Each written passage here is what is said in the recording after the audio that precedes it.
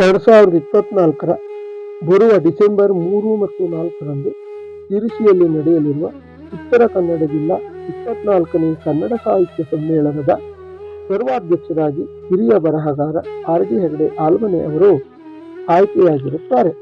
ಶ್ರೀಯುತರು ಸಾಹಿತ್ಯದ ಪರಾಮರ್ಶಕ, ಅಂಕಣಕಾರ, ಕಥೆಗಾರ, ಅನುವಾದಗಾರ, ಕಾದಂಬರಿಕಾರ, ಚಿಂತಕ, ವಾಗ್ಮಿ, ಕವಿ ಮನಸ್ಸಿನ ಹಿರಿಯ ಜೀವ, ಉಪನ್ಯಾಸಕ ಮತ್ತು ಪ್ರಾಚಾರ್ಯರಾಗಿ ನಿವೃತ್ತಿ ಹೊಂದಿರುವ ಇವರು ಕನ್ನಡ ಶಾಲೆಯಲ್ಲೇ ಓದಿದವರು. ಹಾಗೆ ಓದುವಾಗ ಬಿಡುವಿನ ದಿನಗಳಲ್ಲಿ ಮನೆಯಲ್ಲಿ ಹಿರಿಯರೊಂದಿಗೆ ಚಾಕರಿ ಮಾಡುತ್ತಾ ದನಗಾಹಿಯಾಗಿಯೂ ಅನುಭವ ಪಡೆದವರು. ಭಾರತೀಯ ತತ್ವಶಾಸ್ತ್ರದಲ್ಲಿ ಅಪಾರ ಒಲವು ಹೊಂದಿರುವ ಇವರು ಇಬ್ಬರು ಹೆಣ್ಣು ಮಕ್ಕಳ ತಂದೆಯಾಗಿ ಮೆಚ್ಚಿನ ಮಡದಿಯೊಂದಿಗೆ ಸುಖ ಜೀವನ ನಡೆಸುತ್ತಿದ್ದಾರೆ. ಆರ್.ಡಿ. ಹೆಗಡೆಯವರ ಸರ್ವಾಧ್ಯಕ್ಷತೆಯಲ್ಲಿ ನಡೆಯಲಿರುವ ಅಕ್ಷರ ಜಾತ್ರೆಯ ಈ ಶುಭ ಸಂದರ್ಭದಲ್ಲಿ ಹೆಗಡೆಯವರೊಂದಿಗೆ ನಾನು ಮತ್ತು ಗಣಪತಿ ಹಾಸ್ಪುರ ನಡೆಸಿದ ಸಂದರ್ಶನದ ಮೊದಲ ಭಾಗ ಅವರದೇ ಮಾತಿನಲ್ಲಿ ಇದೋ ನಿಮಗಾಗಿ. ನೀವು ಬಾಲ್ಯ ಅಂದರೆ ಪ್ರೌಢಶಾಲೆ ಮುಗಿಯವರಿಗೆ ಹಿಡ್ಕೊಂಡ್ರೆ ಆ ಹಂತದವರಿಗೆ ಪ್ರೌಢಶಾಲೆಗೆ ಬಂದ ಮೇಲೆ ವಿದ್ಯಾಭ್ಯಾಸದಲ್ಲಿ ಸ್ವಲ್ಪ ಗಂಭೀರವಾದಂಥ ಚಿಂತನೆ ಶುರುವಾಯಿತು. ಏನು ಓದಬೇಕು, ಏನು ಓದಬಾರದು ಎನ್ನುವಂಥ ಒಂದು ಆಯ್ಕೆಯ ಕೆಲಸ ಶುರುವಾಯಿತು. ಅದು ಕೂಡ ಬಹಳ ನಿರ್ಣಾಯಕ ಘಟ್ಟ. ಯಾವುದೇ ವಿದ್ಯಾರ್ಥಿಗೆ ಪ್ರೌಢಶಾಲೆಯ ಘಟ್ಟ ಬಹಳ ನಿರ್ಣಾಯಕವಾದದ್ದು. ನೀವು ಯಾವ ರೀತಿಯ ಶಿಕ್ಷಕರನ್ನ ಆಯ್ಕೆ ಮಾಡ್ಕೊಳ್ತೀರಿ ಅನ್ನೋದು, ಯಾವ ಶಿಕ್ಷಕರು ಚೆನ್ನಾಗಿ ಪಾಠ ಮಾಡ್ತಾರೋ ಅಂತಹ ಶಿಕ್ಷಕರನ್ನ ಮತ್ತು ಅವರು ಬೋಧಿಸುವಂತಹ ವಿಷಯವನ್ನು ಆಯ್ಕೆ ಮಾಡಿಕೊಳ್ಳೋದು ಸಾಮಾನ್ಯವಾಗಿ ಆಗ ಹಳ್ಳಿಯ ವಿದ್ಯಾರ್ಥಿಗಳಿಗೆ ಅಭ್ಯಾಸವಾಗಿ ಹೋಗಿತ್ತು. ಈಗ ಹಾಗಲ್ಲ. ತನ್ನ ಮಗು ಏನನ್ನು ಓದಬೇಕು ಅನ್ನೋದನ್ನ ತಂದೆ ತಾಯಿಗಳೇ ನಿರ್ಣಯ ಮಾಡ್ತಾರೆ. ಒಳ್ಳೆಯ ಶಿಕ್ಷಕರಿದ್ದಲ್ಲಿ ಅವರು ಶಾಲೆಯನ್ನು ಬದಲಾಯಿಸಿ ಒಯ್ತಾರೆ. ಆಗಿನ ಬಾಲ್ಯ ಬೇರೆ, ಈಗಿನ ಬಾಲ್ಯ ಬೇರೆ. ಒಂದು ದೃಷ್ಟಿಯಲ್ಲಿ ನೋಡಿದ್ರೆ ಪೇರೆಂಟ್ಸಿಗೆ, ತಂದೆ ತಾಯಿಗಳಿಗೆ ಹೆಚ್ಚು ಕಷ್ಟ ಕೊಡದೆ ಹೋದಂತಹ ಬಾಲ್ಯ ಅದಾಗಿತ್ತು ಅಂತ ನನಗೆ ಅನಿಸ್ತಾ ಇದೆ. ಸಾಹಿತ್ಯದ ಒಲವು ಹೇಗೆ ಶುರುವಾಯಿತು? ಇದು ಬಹಳ ಕಷ್ಟ. ಸಾಹಿತ್ಯ ಕನಸಾಗಿದ್ದಕ್ಕೆ ಒಬ್ಬ ಸಾಹಿತ್ಯ ಆದ್ಮೇಲೂ ಕೂಡ ಅದು ಕನಸಾಗಿ ಅವನಿಗೆ ಸಾಹಿತ್ಯ ಸಿದ್ಧಿಸೋದಕ್ಕೆ ಹೇಳೋದು ಕಷ್ಟ. ಹೇಗೆ ಹೇಳ್ತೀರಿ? ಒಂದು ಕನಸು ಎಷ್ಟು ಗಂಟೆಗೆ ಶುರುವಾಯಿತು ಅಂತ ಕೇಳಿದ್ರೆ ನಾನು ಏನು ಉತ್ತರ ಹೇಳ್ತೀನಿ? ಆದರೆ ಅಡಿಕೆ ಸುಲಿಯುವಾಗ ರಾತ್ರಿ 11 ಗಂಟೆವರೆಗೆ ನನ್ನ ತಂದೆ ಯಕ್ಷಗಾನ ಪದ್ಯಗಳನ್ನು ಹಾಡ್ತಾ ಇದ್ರು. ಅವರ ಸಂಗ್ರಹದಲ್ಲಿ ತುಂಬಾ ಯಕ್ಷಗಾನ ಪುಸ್ತಕಗಳಿದ್ದು, ಯಕ್ಷಗಾನ ಕಾವ್ಯಗಳು. ಸಾಹಿತ್ಯ ಇಷ್ಟು ವಿಶಾಲವಾದದ್ದು ಅನ್ನುವಂತಹ ಕಲ್ಪನೆ ಇಲ್ಲದೆ ಹೋದ ಕಾಲದಲ್ಲಿ ಅದರ ಬಗ್ಗೆ ಒಂದು ರೀತಿಯ ಆಕರ್ಷಣೆ ಹುಟ್ಟಿತ್ತು ನಮಗೆ. ಸುಮಾರು ಪ್ರೌಢಶಾಲೆ ಮುಗಿಯುವ ಹೊತ್ತಿಗೆ ನಮ್ಮ ತಂದೆಯ ಖಾಸಗಿ ಗ್ರಂಥಾಲಯದಲ್ಲಿ ಕನ್ನಡದ ಎಲ್ಲ ಐತಿಹಾಸಿಕ ಕಾದಂಬರಿಗಳು, ಗಳಗನಾಥು, ತರಾಸು, ಅವರೆಲ್ಲ ಐತಿಹಾಸಿಕ ಕಾದಂಬರಿಗಳ ಸಂಗ್ರಹ ಅಲ್ಲಿತ್ತು. ಹಾಗೆ ನಿಧಾನವಾಗಿ ಅದನ್ನು ಓದುವುದು ಅಭ್ಯಾಸವಾಯಿತು. ಚಂದ್ರಮಾಮ ಬಿಟ್ಟ ನಂತರ ನಾನು ಓದಿದಂತಹ ಪುಸ್ತಕ ಅಂದರೆ ಗಳಗನಾಥರ ಕಾದಂಬರಿಗಳು. ಆಶ್ಚರ್ಯ ಅಂದರೆ ಆ ವಯಸ್ಸಿನಲ್ಲಿ ನಾವು ಗಳಗನಾಥನ ಓದಿದೇವಲ್ಲ ಅನ್ನೋದು. ಮತ್ತು ಒಂದು ಹಳ್ಳಿಯ ಕುಟುಂಬದಲ್ಲಿ, ರೈತಾಪಿ ಕುಟುಂಬದಲ್ಲಿ ಗಳಗನಾಥರ ಕೃತಿಗಳು ಅವರ ಖಾಸಗಿ ಸಂಗ್ರಹದಲ್ಲಿ ಇತ್ತಲ್ಲ ಅನ್ನೋದು ಕೂಡ ಬಹಳ ಅದ್ಭುತವಾದಂಥ ವಿಷಯ. ಅದು ಎಂದು ಹಳ್ಳಿಯಲ್ಲಿ ಸಾಹಿತ್ಯ ಕೃತಿಗಳು ಸಿಗುವುದಿಲ್ಲ. ಸಿಕ್ಕಿದ್ರೆ ಅಧ್ಯಾತ್ಮ ರಾಮಾಯಣ ಇಂಥದ್ದು ಸಿಗ್ಬೋದು ಅಂತ ಕಾಲ ಅದು. ನನಗೆ ನೆನಪಿರೋ ಹಾಗೆ ನಮ್ಮ ಸುತ್ತಮುತ್ತ ಯಾರ ಮನೆಯಲ್ಲಿಯೂ ಭಗವದ್ಗೀತೆ ಕೂಡ ಇರಲಿಲ್ಲಾಗಿತ್ತು. ಆ ಕಾಲದಲ್ಲಿ. ಹೌದು, ಆ ಕಾಲದಲ್ಲಿ ಓದುವುದು ಎನ್ನುವಂತಹದ್ದು ಒಂದು ಮೌಲ್ಯಯುತವಾದಂತಹ ಕೆಲಸ ಅಂತ ನನಗೆ ಅರಿವಾಗ ಹೊತ್ತಿಗೆ ನಾನು ಚಂದಮಾಮನ ಸಿಕ್ಕಾಪಟ್ಟೆ ಓದ್ಲಿಕ್ಕೆ ಶುರು ಮಾಡಿದ್ದೆ. ನಮ್ಮ ಮನೆಗೆ ಚಂದಮಾಮ ಬರ್ತಾ ಇತ್ತು. ಚಂದಮಾಮ ನಮ್ಮ ಮನೆಯಲ್ಲಿ ಓದಾದ್ಮೇಲೆ ಊರಿನ 4-8 ಮನೆಗೆ ಅದು ಸರ್ಕ್ಯುಲೇಟ್ ಆಗ್ತಾ ಇತ್ತು. ಹಾಗೆ ನನಗೆ ಬಾಲ್ಯದಲ್ಲಿ ಓದುವಂತ ಹವ್ಯಾಸ ಬಂತು. ಆದರೆ ಬರವಣಿಗೆ ಒಂದು ಮಾಡೋದು ನಮಗೂ ಸಾಧ್ಯ ಎನ್ನುವಂಥ ಕಲ್ಪನೆ ಇಲ್ಲಾಗಿತ್ತು ನನಗೆ. ಅದು PUC ಬಂದ ಮೇಲೆ ಆರಂಭ ಆಯಿತು. ನೀವು ಮೊದಲು ಕಥೆಯಿಂದಾನೇ ಶುರು ಮಾಡಿದ್ರಿ ಅಂತ ಕಾಣ್ತದೆ. ಹಾಗೆ ಹೇಳೋದು ಕಷ್ಟ. ಮೊದಲನೆಯ ಅಚ್ಚಾದ ಲೇಖನ ನಂದು ಕಸ್ತೂರಿಯಲ್ಲಿ ಎಷ್ಟರಲ್ಲಿ ಸುಮಾರು 50 ವರ್ಷ. ಅದರಲ್ಲಿ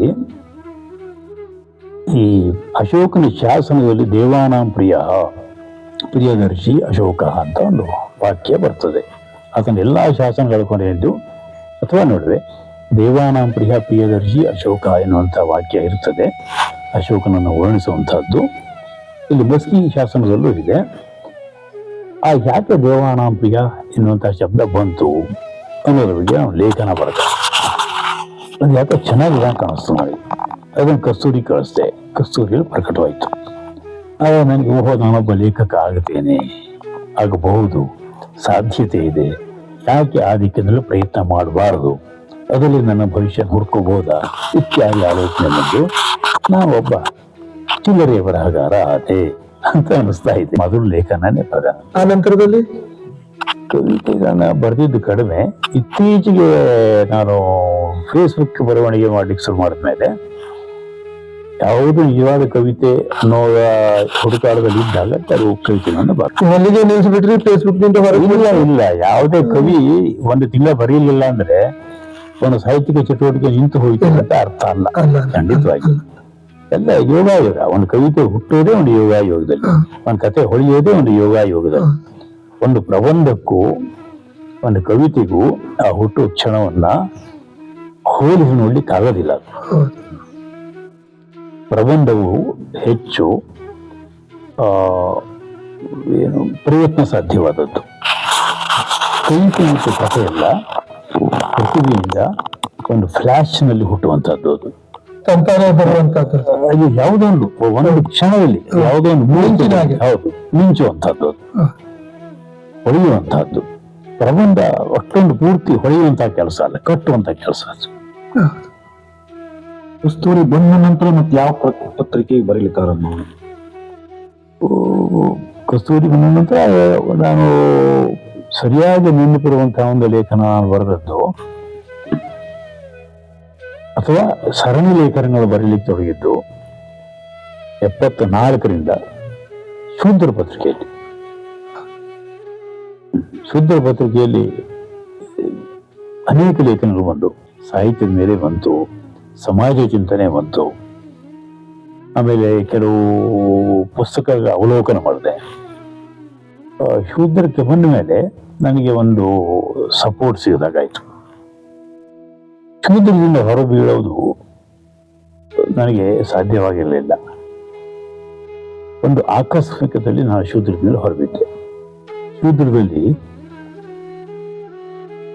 ವೆಂಕಟರಾಮ್ ಅನ್ನುವಂತಹ ಒಬ್ರು ಎಡಪಂಥೀಯ ನಾಯಕರು, ಸಮಾಜವಾದಿ ನಾಯಕರು, ಅವರು ನಮ್ಮ MLA ಆಗಿದ್ರು. ಅವರು ಭಗವದ್ಗೀತೆ ಅಪರಾಧ ಮತ್ತು ಶಿಕ್ಷೆ ಅಂತ ಒಂದು ಪುಸ್ತಕ ಲೇಖನವನ್ನು ಬರೆದಿದ್ದು, ದೀರ್ಘ ಲೇಖನ ಅದು ಶೂದ್ರದಲ್ಲಿ.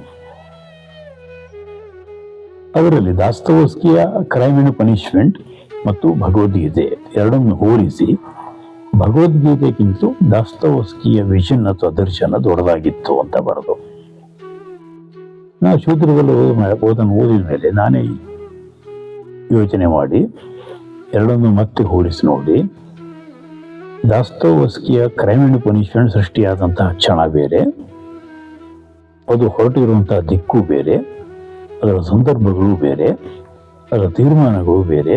ಭಗವದ್ಗೀತೆಯ ಜೊತೆಗೆ ಅದನ್ನು ಹೋಲಿಸಿ ನೋಡ್ಲಿಕ್ಕೆ ಆಗೋದಿಲ್ಲ ಅಂತ ಒಂದು ಲೇಖನ ಬರೆದೆ. ಎಸ್ ವೆಂಕಟರಾಮ ಅವರ ಮೂಲ ಲೇಖನ ಸುಮಾರು 15 ಪುಟ ಇದ್ದಿರಬಹುದು.